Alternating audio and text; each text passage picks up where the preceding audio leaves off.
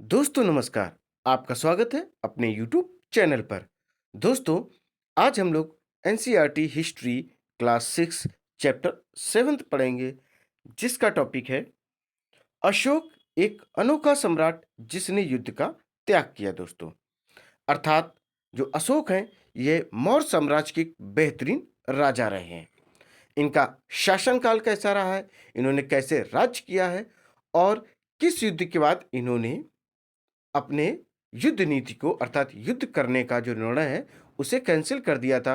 अर्थात इन्होंने कहा था कि अब वह जीवन में कभी भी युद्ध नहीं करेंगे और इन्होंने एक धर्म को भी अपनाया था जिसको कहते हैं बौद्ध धर्म। दोस्तों, यह क्लास इंपॉर्टेंट है state PCS, UPSC examination, Kendriya Vidyalaya, Navodaya Vidyalaya, D triple S B, R O A R O, SSC CGL, SSC GD, UP triple SC, even ऐसे सारे एग्जाम्स के लिए इंपॉर्टेंट है जिसमें यह टॉपिक आता है। तो दोस्तों, क्लास स्टार्ट करने से पहले हमेशा की तरह दोस्तों 4 लाइनें आप लोगों के लिए। देखिए क्या है, कामयाबी सुबह की जैसी होती है। कामयाबी सुबह की जैसी होती है, मांगने पर नहीं जागने पर मिलती है। मांगने पर नहीं जागने पर मिलती है। आइए दोस्तों, अब स्टार्ट करते हैं अपने टॉपिक को। अशोक एक अनोखा सम्राट जिसने युद्ध का त्याग किया। दोस्तों, अशोक एक बहुत महान सम्राट रहे हैं।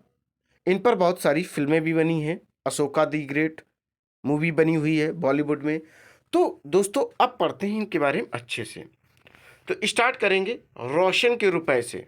जैसा कि आप पिक्चर में देख पा रहे होंगे, एक बच्ची है। देखिए किस तरीके से सल्यूट करते हुए या हाय बाय करते हुए दिख रही। देखिए, जन्मदिन पर रोशन को दादाजी ने कड़क नोट मिले। दादाजी से उसको कड़क नोट मिले, कुछ पैसे उसे मिले। उसने उन्हें अपने हाथ में दबा रखा था। उसे एक नया सीडी खरीदने का बहुत मन था, लेकिन साथ ही वह बिल्कुल नए कड़क नोटों को देखना और छूकर महसूस करना चाहती थी। तभी उसने पाया कि सभी नोटों में दाहिनी तरफ गांधी जी का मुस्कुराता चेहरा बना हुआ है। और हम सभी लोग जानते हैं कि जो नोट होते हैं उस पर गांधी जी का क्या फेस बना होता है, मुस्कुराता हुआ। और बाईं तरफ छोटे छोटे शेर चित्रित थे। उसने सोचा, आखिर यहाँ शेर क्यों बने हुए हैं। जो नोट होता है उस पर अशोक स्तंभ होता है और 3 शेर होते हैं। तो इस बच्ची ने सोचा कि ये शेर जो हैं, ये कैसे इस नोट पर आए और क्यों हैं। आइए दोस्तों, अब पढ़ते हैं एक बहुत बड़ा राज्य, एक साम्राज्य, मौर्य साम्राज्य। देखिए, हम जिन शेरों के चित्र रुपयों पैसों पर देखते हैं, जैसे आपने नोट पर देखा या कॉइन्स पर देखा, आप इस तरीके का चित्र देखते होंगे जैसा कि आपका ये बना हुआ है। इस तरीके का होता है, ये होता है शेरों वाला स्तंभ शीर्ष। अर्थात इस पर 3 चेहरे दिख रहे हैं, जो शेर के एक फ्रंट में और 2 साइड में। देखिए, उनका एक लंबा इतिहास है। उन्हें पत्थरों को काटकर बनाया गया था। कैसे पत्थरों को काटकर अशोक के समय इनको बनाया गया था। फिर उन्हें सारनाथ में एक विशाल स्तंभ पर स्थापित किया। अब यहां से समझो, कभी ऐसा भी क्वेश्चन आता है कि जो पत्थर से काटकर शेर बनाए गए थे, वह कहाँ हैं, वर्तमान में सुरक्षित कहाँ रखे गए हैं। वह दोस्तों सारनाथ में एक विशाल स्तंभ स्थापित किया गया है। स्तंभ मीन्स होता है खंबा, अर्थात खंबे के रूप में ये स्थापित है। 3 मुख वाले शेर, एक फ्रंट में है और बगल में। और इसके बारे में आपने क्लास 6 में क्या है, इस विषय में तुम जो आपका पिछला वाला चैप्टर है उसके इन सब के बारे में थोड़ा बहुत आपने पढ़ा है। आइए आगे बढ़ते हैं। इतिहास के महानतम राजाओं में से एक अशोक के निर्देश पर इसके जैसे कई स्तंभों और पत्थरों पर अभिलेख उत्कीर्ण किए गए थे। उत्कीर्ण का मतलब होता है पत्थरों पर लिखना, उन्हें कुरेद कर। उत्कीर्ण का मतलब क्या होता है, कुरेद कर पत्थरों पर लिखना, खोद कर पत्थरों में लिखना ही उत्कीर्ण होता है। इसके पहले कि हम यह जानें कि इन अभिलेखों में क्या लिखा है, यह समझने की कोशिश करें कि उनके राज्य को साम्राज्य क्यों क्यों कहा जाता था। दोस्तों, साम्राज्य इसलिए कहा जाता था, भारत के अधिकांश हिस्से पर मौर्य साम्राज्य का ही राज्य चलता था। अशोक का एक सपना था अखंड भारत का निर्माण करना। किसका? अखंड भारत का निर्माण करना। अशोक जिस साम्राज्य पर शासन करते थे उसकी स्थापना उनके दादा चंद्रगुप्त मौर्य ने लगभग 2300 साल पहले की थी। अब यहां से आपको बता दें इंपॉर्टेंट बात क्या है। जो मौर्य साम्राज्य है इसकी स्थापना किसने की थी? तो चंद्रगुप्त मौर्य ने की थी। चंद्रगुप्त मौर्य को यहां तक लाया कौन था? चाणक्य। कौन? चाणक्य जी इनको यहां तक लाए थे। और कितने हजार साल पहले स्थापना की थी? 2300 साल पहले मौर्य साम्राज्य की स्थापना की गई थी। चंद्रगुप्त चंद्रगुप्त के बेटे कौन थे? बिंदुसार। और बिंदुसार का जो एकदम फेमस बेटा था अशोक, वही Ashoka the great, Ashoka king के नाम से जाने जाते हैं। चाणक्य कौटिल्य नाम के एक बुद्धिमान व्यक्ति ने चंद्रगुप्त की सहायता की थी, इन्होंने मदद की थी। और देखो चाणक्य क्या है, ये एक बेहतरीन उस समय के अर्थशास्त्री है। आज भी चाणक्य नीतियां फेमस है। चाणक्य कई विचार हमें अर्थशास्त्र नाम की किताब में देखो। कभी कभी ऐसा भी क्वेश्चन आता है, जो अर्थशास्त्र की बेहतरीन बुक है वो किसने लिखी थी सबसे पहले? तो वो लिखी थी चाणक्य ने। क्या लिखी थी? चाणक्य। इसमें इन्होंने बताया क्या था? इसमें इन्होंने बताया था कि एक राज्य में राजा कैसे शासन करें। इस पर इन्होंने बहुत सारी नीतियां दी थी। क्या कहा था? इन्होंने बहुत सारी नीतियां इस पर दी थी। आइए अब आगे बढ़ते हैं, थोड़ा सा देखते हैं वंश। देखिए, जब एक ही परिवार के कई सदस्य एक के बाद एक राजा बनते हैं तो उन्हें एक ही वंश का कहा जाता है। जैसे कौन बने? चंद्रगुप्त मौर्य, फिर बिंदुसार, फिर अशोक। तो ये क्या है? ये वंशानुगत हैं, ये एक ही वंश के हैं, तो उन्हें एक ही वंश का कहा जाएगा। मौर्य वंश में 3 महत्वपूर्ण राजा रहे, चंद्रगुप्त, उनका बेटा बिंदुसार और बिंदुसार का पुत्र अशोका। आइए अब आगे बढ़ते हैं। देखिए दोस्तों, साम्राज्य में बहुत सारे नगर थे। क्या थे दोस्तों? साम्राज्य में बहुत सारे नगर थे। अभी आपको बताते हैं इसमें क्या था सिस्टम। मानचित्र में भी उनको दिखाएंगे दोस्तों अभी आपको। इसमें साम्राज्य की राजधानी क्या थी? पाटलिपुत्र। कभी आपसे पूछा जाए राजधानी कौन सी थी? पाटलिपुत्र। उज्जैन और तक्षशिला जैसे प्रमुख नगर थे। उज्जैन और तक्षशिला दोस्तों जो थे वह उस समय के प्रमुख नगर हुआ करते थे। तक्षशिला की कहां पर था? तक्षशिला उत्तर पश्चिम और मध्य एशिया के लिए आने जाने का यह एक मार्ग हुआ करता था। दूसरी तरफ उज्जैन उत्तरी भारत से दक्षिण भारत जाने वाले रास्ते में पड़ता था। आज भी दोस्तों हम लोग जानते उज्जैन शिप्रा नदी के किनारे स्थित है, मध्य प्रदेश में एक शहर है। ये एक धार्मिक स्थल के रूप में जाना जाता है और उज्जैन का मंदिर भी फेमस है। शायद नगरों में व्यापारी, सरकारी अधिकारी और शिल्पकार रहा करते थे। व्यापारी, सरकारी अधिकारी और शिल्पकार रहा करते थे। देखो, सरकारी अधिकारी वो थे जो राजा के लिए कार्य करते थे। जो कर्मचारी राजा के यहाँ कार्य करता था उसे उस समय सरकारी कर्मचारी के तौर पर जाना जाता। जैसे आज के दौर में अगर कोई व्यक्ति गवर्नमेंट जॉब में है तो वह सरकार के लिए कार्य कर रहा है। किसके लिए? सरकार के लिए कार्य कर रहा है। साम्राज्य के बहुत बड़े क्षेत्रों में किसानों और पशुपालकों के गांव बसे हुए थे। अब देखो कौन कौन रहा करते थे सबसे बड़े एरिया में? किसान थे, पशुपालक थे।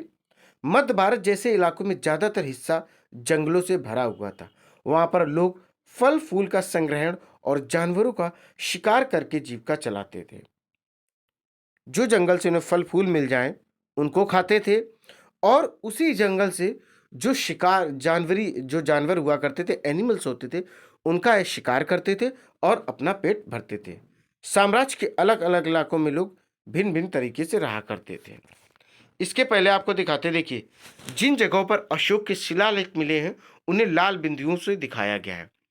जहां पर अशोक के शिलालेख मिले हैं उस जगह को रेड पॉइंट से प्रदर्शित किया गया है। ये सारे इलाके साम्राज्य के भीतर थे, अर्थात इलाकों पर इन राज्यों पर सिर्फ और सिर्फ अशोक का ही शासन था। इलाके साम्राज्य के भीतर थे। उन देशों के नाम बताओ जहां अशोक के अभिलेख मिले हैं। बिल्कुल दोस्तों, देखिए कांधार, लंपक, ये दोस्तों कहां पढ़ेंगे जाकर? आप लोग बताइए कहां पर पढ़ेंगे? थोड़ा सोचिए दोस्तों, फिर आपको हम बताते हैं। देखिए दोस्तों, ये आज का देखा जाए तो अफगानिस्तान का एरिया आएगा।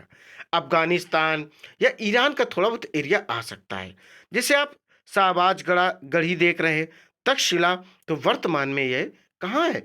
उत्तर पश्चिमी भारत के जो सबसे कट्टर देश है, जिससे हमेशा युद्ध चलता रहता, पाकिस्तान में है। मनसेरा देखिए, ये भी कहाँ? पाकिस्तान के एरिया में ही आता है। अब कलसी, टोपरा, मेरठ, बहापुर, दिल्ली, ये सब दोस्तों कहाँ पर? ये भारत में है। लुम्बिनी, अब जैसे रामपुरा है, ये दोस्तों अगर आप देखना चाहें तो नेपाल और भारत की सीमा पर स्थित है। लुम्बिनी, रामपुरा, ये आप देखिए उस समय। सारनाथ यूपी में, कौशाम्बी इलाहाबाद, रूपनाथ सांची, गुज्जर उज्जैन, पनगुर रिया, गिरनार या सोपरा, सन्नाती, मास्की, येरगुडी, ब्रह्मगिरी, कलिंग। देखिए कलिंग का जो युद्ध है दोस्तों, वह सबसे अधिक फेमस रहा अशोक की जिंदगी में। इसमें कहा जाता है लगभग 1 से 2 लाख सैनिकों की हत्या हुई थी, जिससे अशोक थे उनका हृदय द्रवित हो गया था और उन्होंने डिसीजन लिया था कि अब वह कभी भी जीवन में युद्ध नहीं लड़ेंगे। देखिए पाटलिपुत्र दिया गया है, पाटलिपुत्र में नहीं है दोस्ती, जौगढ़, जहां रेड पॉइंट देख रहे हैं दोस्तों। देखिए ब्लैक से महत्वपूर्ण नगर है और जो रेड है अभिलेखों की प्राप्ति है। जो आपने मैप देखा आपके सम्मुख जो है, इतने राज्यों में यहां तक मौर्य साम्राज्य के अधीन ये राज्य हुआ करते थे। मौर्य साम्राज्य यहाँ पर राज किया करते थे। आइए अब आगे बढ़ते हैं। देखिए जैसे राज्य थे, भिन्न भिन्न प्रकार के लोग रहते थे और भिन्न भिन्न प्रकार के लोग विभिन्न प्रकार की भाषाएं बोलते थे, अर्थात अलग अलग भाषाएं बोलते थे। वो लोग शायद अलग अलग प्रकार का भोजन करते थे, यहाँ तक कि अलग अलग किस्म की पोशाक भी पहनते थे। राज साम्राज्य से कैसे भिन्न है, देखिए यहां से समझते हैं। चूंकि साम्राज्य राज्यों से बड़े होते हैं, देखिए राज्य क्या होते हैं, जैसे 10-15 राज्य मिल जाए, 20-30 राज्य मिल जाए, तो एक साम्राज्य का निर्माण होता है। राज्य एक छोटी यूनिट है, साम्राज्य एक बड़ी यूनिट है, ऐसे आप समझें। और उनकी रक्षा के लिए बड़ी सेनाओं की जरूरत होती थी, इसलिए सम्राटों को राजाओं की तुलना में ज्यादा संसाधनों की जरूरत होती थी। देखो राजा क्या होता था? एक राज्य का राजा। सम्राट क्या होता था? कई राज्यों का जो हो, राजाओं का भी हेड हो, उसे सम्राट कहा जाता था। इसीलिए दोस्तों अशोक को सम्राट अशोक भी कहते हैं। इन्हीं कारण इसी कारण उन्हें बड़ी संख्या में कर इकट्ठा करने वाले अधिकारियों की जरूरत होती थी। कर इकट्ठा करते थे, कर से उस राज्य की शासन व्यवस्था में मजबूती आती थी। अब देखिए साम्राज्य का प्रशासन। उस समय साम्राज्य का प्रशासन कैसे होता था? देखिए चूंकि मौर्य साम्राज्य बहुत बड़ा था, इसलिए अलग अलग हिस्सों पर अलग अलग ढंग से शासन किया जाता था। पाटलिपुत्र और उसके आसपास के इलाकों पर सम्राट का सीधा नियंत्रण था। कभी आपसे पूछा जाए जो सम्राट अशोक है, उनका सीधा नियंत्रण किन राज्यों पर था या किस वो राज्य था उसके आसपास हुआ करता था, तो पाटलिपुत्र के आसपास इनका सीधा नियंत्रण था, क्योंकि यहीं पर वो शासन किया करते थे और मैक्सिमम समय यहीं पर रहा करते थे। इसका मतलब यह हुआ कि इस इलाके के गांवों और शहरों के किसानों और पशुपालकों, शिल्पकारों, व्यापारियों से कर इकट्ठा करने के लिए राजा अधिकारियों की नियुक्ति करता था। बिल्कुल दोस्तों, कर लेने डायरेक्ट राजा तो आएंगे नहीं, तो वो जिनसे जैसे किसानों से लेते थे कर, पशुपालक से लेते थे, शिल्पकारों से या व्यापारियों से, तो इनसे कर लेने के लिए, पैसा लेने के लिए इन्होंने ऑफिसर्स रखे थे, अर्थात अधिकारी नियुक्त किए थे और वो कर इकट्ठा करके राजकोष तक पहुंचाते थे। जो राजा के आदेशों का उल्लंघन करते थे, अधिकारी उनको सजा भी देते थे। इनमें से कई अधिकारियों को वेतन भी दिया जाता था। संदेशवाहक संदेश वाहक एक जगह से दूसरी जगह घूमते रहते थे और राजा के जासूस अधिकारियों के कार्यकलाप पर नजर रखते थे। देखिए जो उस समय संदेशवाहक होते थे, जिनको आप इंग्लिश में मैसेंजर कहते हो, वो दोस्तों उस समय जैसे मान लीजिए राजा ने कुछ गुप्तचर लगाए, कुछ गुप्त सेना लगाई, उनको चेक करने के लिए दोस्तों संदेशवाहक रहता था और ये एक स्थान से दूसरे स्थान पर घूमता रहता था। इन सबके ऊपर सम्राट था, जो राज परिवार एवं वरिष्ठ मंत्रियों की सहायता से सब पर नियंत्रण करता था। राज परिवार और वरिष्ठ मंत्रियों की सहायता से पूरे पर नियंत्रण रखता था। मौर्य साम्राज्य के भीतर कई छोटे क्षेत्र या प्रांत थे। इन पर तक्षशिला या उज्जैन जैसी प्रांतीय राजधानियों से शासन किया जाता था। तक्षशिला और उज्जैन जैसी प्रांतीय राजधानियों से यहाँ पर शासन किया जाता था। कुछ हद तक पाटलिपुत्र से इन क्षेत्रों पर नियंत्रण रखा जाता था और अक्सर राजकुमारों को वहां का राज्यपाल या गवर्नर बनाकर भेजा जाता था। जैसे इनके देखिए, जो बिंदुसार थे, इनके दो बेटा, बड़ा बेटा था सुसीम, दूसरा था कौन, अशोक। तो सुसीम थे, वो तक्षशिला में राज्यपाल थे। अशोक आपको बताना कहाँ के थे। लेकिन ऐसा लगता है कि इन जगहों पर स्थानीय परंपराओं और नियमों को ही माना जाता था। प्रादेशिक केंद्रों के बीच विस्तृत क्षेत्र थे। इनके इलाकों में मौर्य शासक सिर्फ मार्गों और नदियों पर नियंत्रण रखने की कोशिश करते थे। किस पर करते थे? देखिए दोस्तों, मार्गों और नदियों पर ही नियंत्रण रखने की कोशिश किया करते थे, जो कि देखिए, जो कि आवागमन के लिए महत्वपूर्ण थे।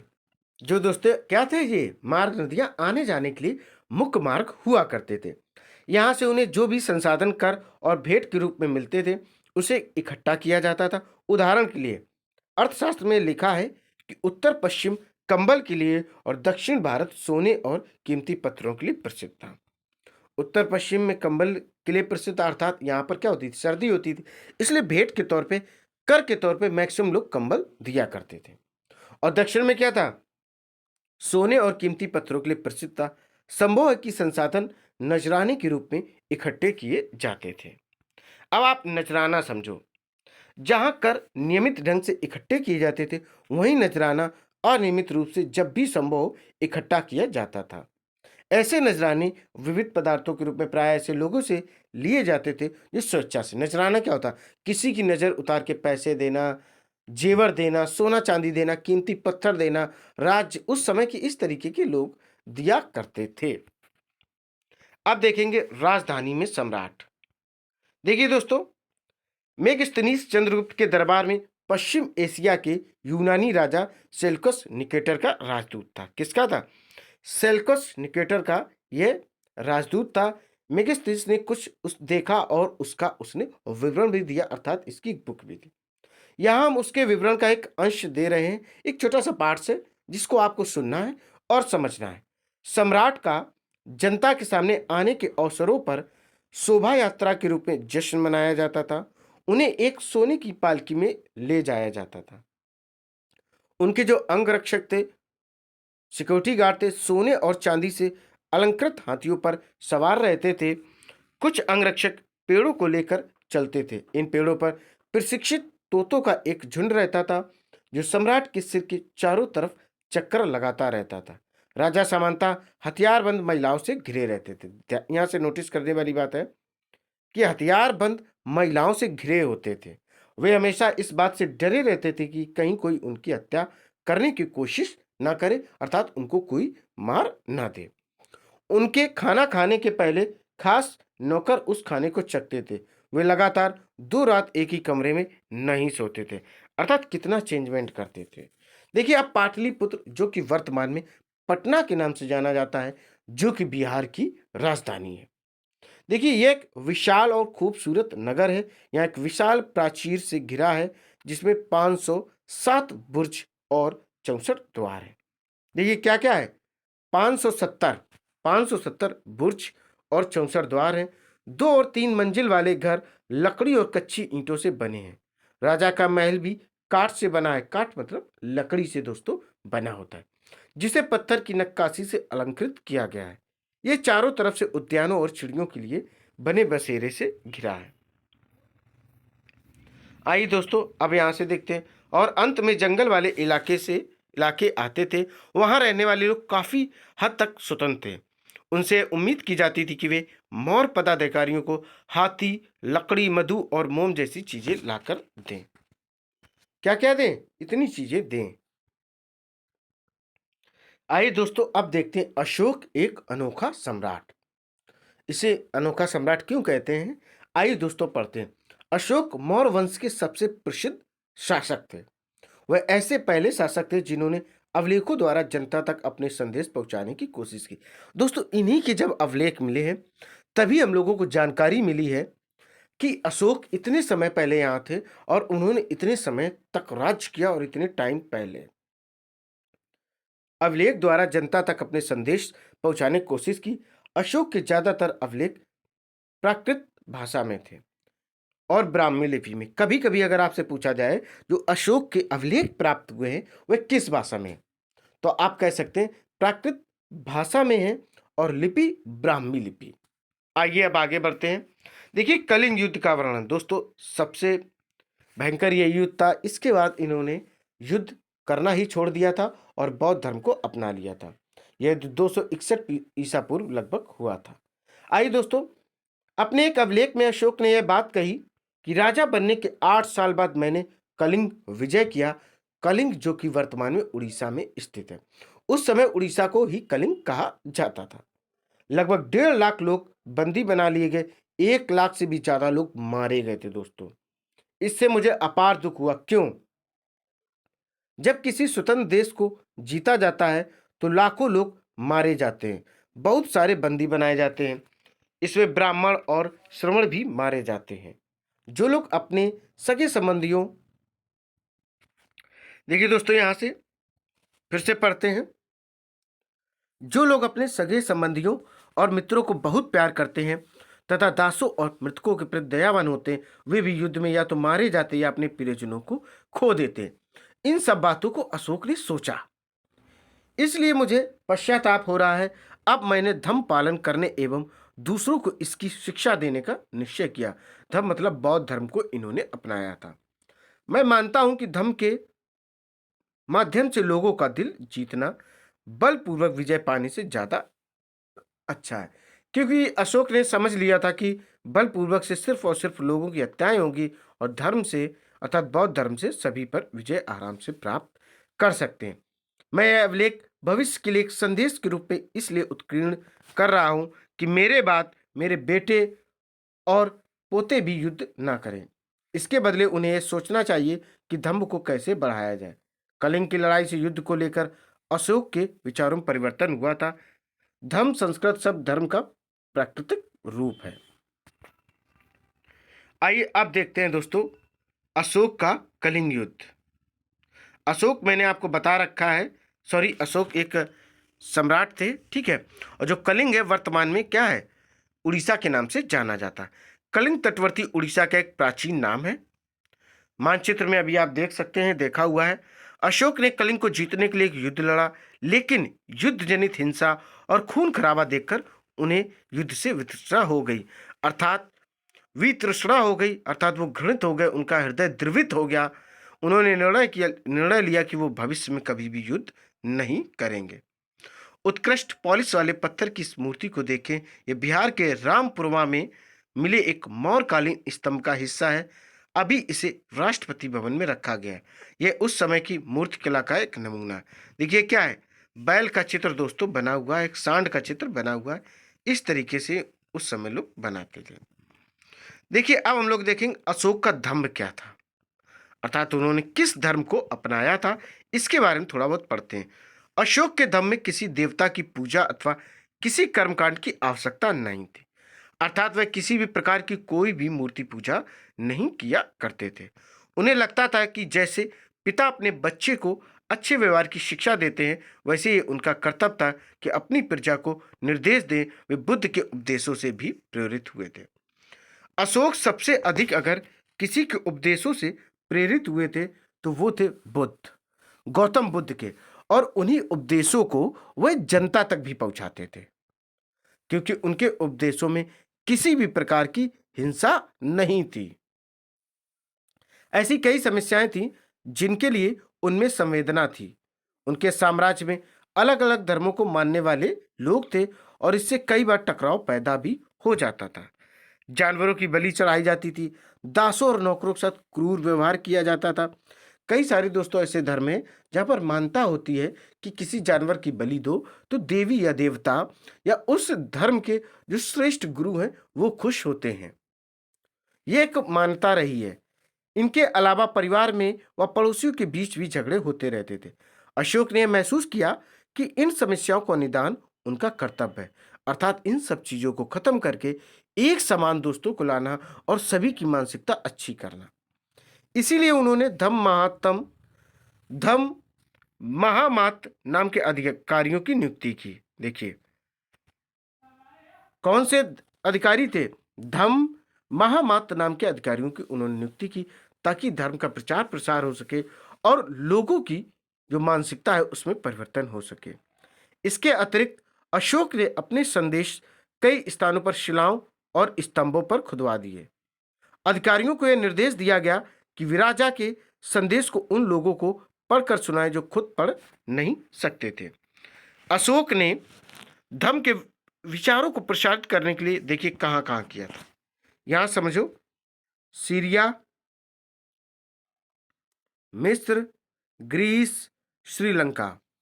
सीरिया, मिस्र, ग्रीस और श्रीलंका में दूत उन्होंने भेजे। श्रीलंका में उन्होंने अपने बेटे और बेटी को भेजा था। उन्होंने सड़कें बनवाई, कुएं खुदवाए और विश्राम गृह बनवाए। इसके अतिरिक्त उन्होंने मनुष्यों और जानवरों को चिकित्सा की भी व्यवस्था की। अर्थात देखिए मनुष्यों के लिए तो अच्छा कर ही रहे थे, साथ में जानवरों के लिए भी इन्होंने कार्य किए। अब देखेंगे अपनी प्रजा के लिए अशोक के संदेश। लोग विभिन्न अवसरों पर अनुष्ठान करते हैं। उदाहरण के लिए जब वे बीमार होते हैं, जब उनके बच्चों का विवाह होता है, बच्चों के जन्म पर और जब यात्रा शुरू करते हैं तब वे तरह तरह के अनुष्ठान करते हैं। ये कर्मकांड किसी काम के नहीं है। इसके बदले यदि लोग दूसरी रीतियों को माने तो वे ज्यादा फलदायी होंगी। ये अन्य प्रकार की रीतियां क्या है? ये है अपने दासों और नौकरों के साथ अच्छा व्यवहार करना, बड़ों का आदर करना, सभी जीवों पर दया करना और ब्राह्मणों तथा श्रमणों को दान देना। अपने धर्म की प्रशंसा या दूसरे के धर्म की निंदा करना, दोनों ही बातें गलत है। ये कभी नहीं कहना चाहिए कि हमारा धर्म श्रेष्ठ है और किसी का धर्म नीचे है। सबसे बड़ी दोस्तों इंसानियत है। हर किसी को दूसरे धर्म का आदर करना चाहिए। यदि कोई अपने धर्म की बड़ाई और दूसरों के धर्म की बुराई करता है तो वह वास्तव में अपने धर्म को ज्यादा नुकसान पहुंचाता है। इसीलिए हर किसी को दूसरे धर्म के प्रमुख विश्वासों को समझने की कोशिश करते हुए उसका आदर करना चाहिए। अब यहां से थोड़ा सा एक एक्ट है उसे पढ़ते हैं। भारत के प्रथम प्रधानमंत्री पंडित जवाहरलाल नेहरू ने लिखा है कि उनके धर्मादेश आज भी हमसे एक ऐसी भाषा में बात करते हैं जिन्हें हम समझ सकते हैं और जिनसे हम बहुत कुछ सीख सकते हैं। अशोक ने धर्म के विचारों को दूर दूर तक फैलाने के लिए उन बातों को बताया जो आपके अनुसार आज भी प्रासंगिक है। अशोक के संदेश के उन हिस्सों को बताओ जो आज भी फेमस है। देखिए यहां से समझते हैं दोस्तों। ये देखिए आरंभिक ब्राह्मी देवनागरी, जिसे हिंदी भी कहते हैं। हिंदी भाषा की लिपि क्या? देवनागरी। यह बांग्ला है, मलयालम और तमिल। अशोक क्या थे? एक बेहतरीन अपने टाइम के राजा थे। आइए दोस्तों थोड़ा सा पढ़ते हैं, अन्यत्र में देखते हैं। मौर्य साम्राज्य के उभरने से थोड़ा पहले, लगभग 2400 वर्ष पहले, चीन में सम्राटों ने चीन की दीवार का निर्माण शुरू किया था। इसे बनाने का उद्देश्य उत्तरी सीमा की पशुपालक लोगों से रक्षा करना था। इसका उद्देश्य क्या था? जो उत्तरी सीमा के पशुपालक थे उनसे इसकी सुरक्षा करना। अगले 2000 वर्षों तक इस दीवार का निर्माण कार्य चलता रहा। 2000 वर्षों तक यह दीवार बनती रही दोस्तों। क्योंकि साम्राज्य की सीमाएं बदलती रहीं, यह दीवार लगभग 6400 किलोमीटर लंबी है तथा पत्थर और ईंट से बनी हुई है। इसकी ऊपरी सतह सड़क जैसी चौड़ी है। कैसी है दोस्तों? जो इसकी ऊपरी सतह है सड़क जैसी चौड़ी है और इस दीवार को बनाने के लिए हजारों लोगों को काम करना पड़ा था। हर 100-200 मीटर की दूरी पर इस पर निगरानी के लिए बुर्ज बने हुए थे। बुर्ज मतलब होता है छोटी सी झोपड़ी टाइप की। पड़ोसी देशों के प्रति अशोक का रवैया चीनी सम्राटों के रवैये से कैसे भिन्न था। देखिए दोस्तों इसमें हमने पढ़ा कुछ शब्द हैं जैसे साम्राज्य, राजधानी, अधिकारी, संदेशवाहक, प्रांत और धर्म। प्रांत मीन्स होता राज्य। इतनी चीजें दोस्तों हम लोगों ने इसमें पढ़ी है। एक बार और देख लेते हैं कि क्या था, पूरे चैप्टर को रिवाइज कर लेते हैं। आइए दोस्तों फटाफट देखते हैं। अशोक एक अनोखा सम्राट जिसने युद्ध का त्याग किया। देखिए किस तरीके से बच्ची एक नोट को देखती है और समझने की कोशिश करती, वहीं से स्टोरी स्टार्ट होती है। ये देखिए शेरों वाला स्तंभ शीर्ष है जो कि सारनाथ में स्थापित है। और चंद्रगुप्त जो मौर्य, उन्होंने मौर्य साम्राज्य की स्थापना 2300 साल पहले की थी। और इनकी मदद की थी चाणक्य ने, जो कि उस समय के बेहतरीन अर्थशास्त्री थे। आज भी चाणक्य जी की बहुत सारी नीतियां फेमस हैं। ये देखिए रेड आप जहां पर देख पा रहे होंगे दोस्तों, ये अवलेखों के प्राप्ति स्थल हैं। यहाँ पर अवलेख प्राप्त हुए हैं। और जैसे पाटलिपुत्र, उज्जैन, ये उस समय के फेमस या प्रमुख नगर हुआ करते थे। राज्य साम्राज्य से कैसे भिन्न? राज्य छोटे स्तर पर होता था, साम्राज्य बहुत बड़े स्तर पर होता था। अधिक अधिक सैनिकों की जरूरत होती थी, अधिक पैसों की भी जरूरत होती थी। यहाँ के जो राजा होते थे उनको सम्राट कहा जाता था, जैसे अशोक सम्राट। देखिए राजधानी में सम्राट, ठीक है, मेगास्थनीज थे। मेगास्थनीज ने कुछ लिखा भी है दोस्तों एक बुक में, और चर्चा भी की है। ये यूनानी राजा जो सेल्यूकस निकेटर थे उसके राजदूत थे, पश्चिमी एशिया से ये आए हुए थे। अशोक अनोखा एक सम्राट, कलिंग युद्ध की भी चर्चा है दोस्तों। इसमें 1 लाख से अधिक लोगों की हत्या हुई थी, 1.5 लाख लोगों को तकरीबन बंदी बनाया गया था। फिर अशोक ने धर्म अपनाया था, अर्थात बौद्ध धर्म, गौतम बुद्ध के जो उपदेश थे उनको अपने अंदर इम्प्लीमेंट किया था, और पूरे राज्य में उसको चर्चा करने की कोशिश की थी। कुछ आप शब्दों को आप देख पा रहे होंगे, इनकी लिपि भी साथ में है। और ये चीन की दीवार है जो कि 2400 साल पहले बनाई गई थी। दोस्तों ये चैप्टर यहीं पर कंप्लीट होता है। उम्मीद है आपको एक क्लास बेहद पसंद आई होगी। आपसे वादा है कि क्लासें आपको लगातार मिलती रहेंगी। बट आप इस क्लास को लाइक करें, शेयर करें और मेरे चैनल को सब्सक्राइब करें। कोई समस्या हो तो प्लीज़ कमेंट्स करें। दोस्तों जय हिंद, जय भारत।